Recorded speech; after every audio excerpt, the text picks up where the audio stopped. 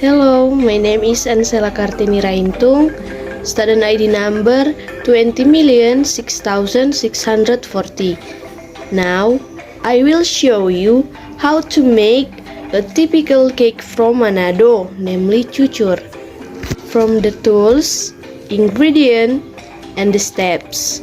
I made this video to fulfill the assignment of English for Tourism from Ma'am Rinny Rorimpandey. I'm sorry before if I have mispronunciation. Thank you and have a nice day. Step by step how to make cucur from Manado. Step is melt 700 gram of brown sugar with 900 gram of water on the stove. After boiling, let it cool.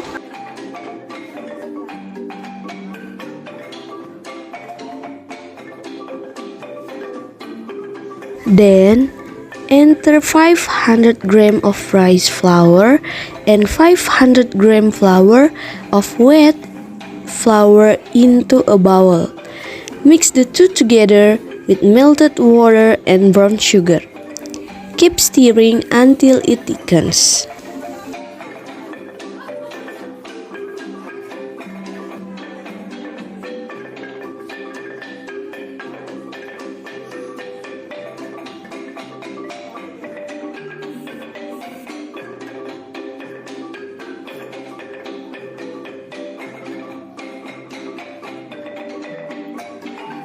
Add the brown sugar water little by little.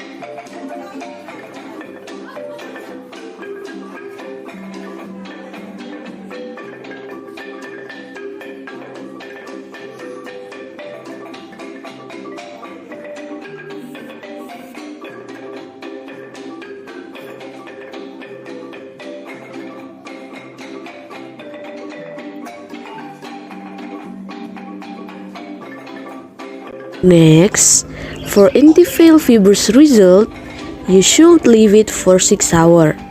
But if you want it to be fried immediately, you can just let it sit for 60 minutes.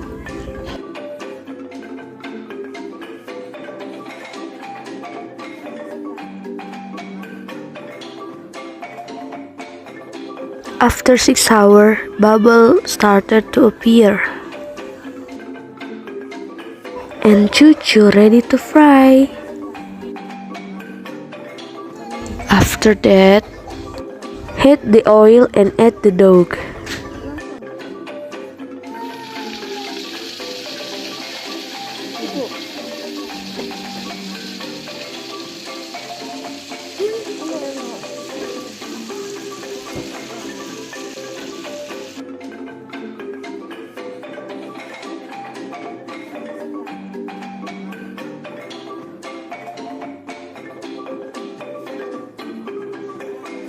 Turn the dough using a skewer.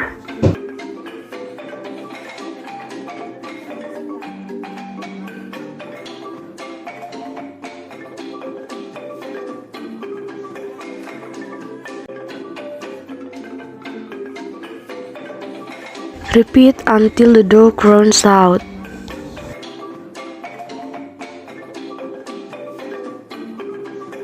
Finally, cucur is ready to be served.